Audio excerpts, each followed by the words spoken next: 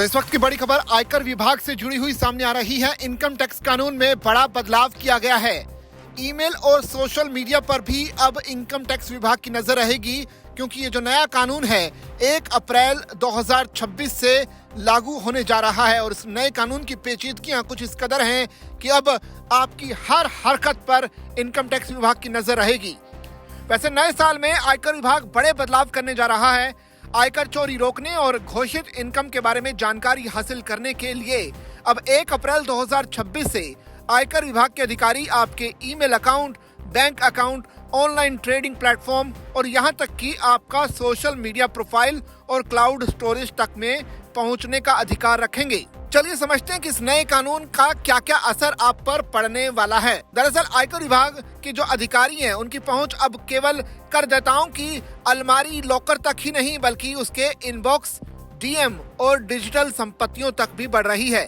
आयकर विभाग के नए कानून के मुताबिक अब जांच का दायरा और भी बढ़ जाएगा। इसके बाद अघोषित आय और कर चोरी जैसे मामलों का पता लगाने के लिए अब केवल करदाताओं की भौतिक संपत्तियों की ही जांच नहीं की जाएगी, बल्कि सोशल मीडिया अकाउंट और ऑनलाइन इन्वेस्टमेंट पर भी आयकर विभाग सख्ती से नजर रखेगा। अभी आयकर विभाग अधिनियम 1961 की धारा 132 के अंतर्गत आयकर अधिकारियों को जांच करने का अधिकार मिलता है, जिसमें यदि कोई करदाता जांच के घेरे में आता है तो उनके आभूषण, दस्तावेज, कैश और भौतिक संपत्तियों को जब्त करने के साथ ही करदाता के जो परिसर हैं उन पर छापा मारने का भी अधिकार मिलता है।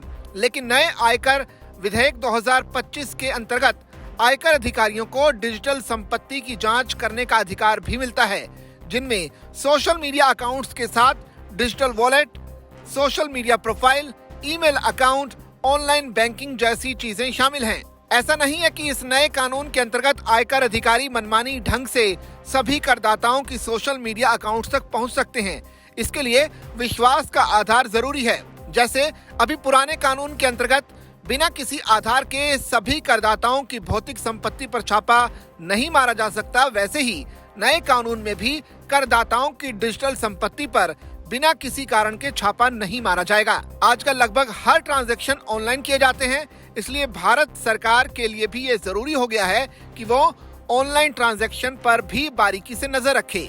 इसके अलावा इन्वेस्टमेंट के ऑनलाइन तरीके भी बढ़ते जा रहे हैं, जैसे विदेशी trading accounts, crypto currency, digital wallet और अन्य ऑनलाइन बिजनेस। करदाता ऑनलाइन लेनदेन में टैक्स चोरी ना करें, इसलिए ये नया कानून बनाया गया है। जो करदाता ईमानदारी से अपना कर यानी टैक्स चुका रहे हैं, उनके लिए इस नए कानून का ज्यादा असर नहीं होगा। यदि आप भी ऐसे जांच के दायरे से बचना चाहते हैं तो समय पर इनकम टैक्स रिटर्न दाखिल करें, इनकम टैक्स के नियमों का पालन करें और अपनी इनकम की पूरी जानकारी घोषित करें, ताकि आपको भविष्य में किसी भी तरह की परेशानी का सामना ना करना पड़े। वैसे सरकार के इस नए फैसले पर, उस कानून में हुए बदलाव पर आपकी क्या कुछ राय है, आप कमेंट करके में जरूर बताइए। और ऐसी खबरों के लिए बने रहिए जागरण बिजनेस के साथ।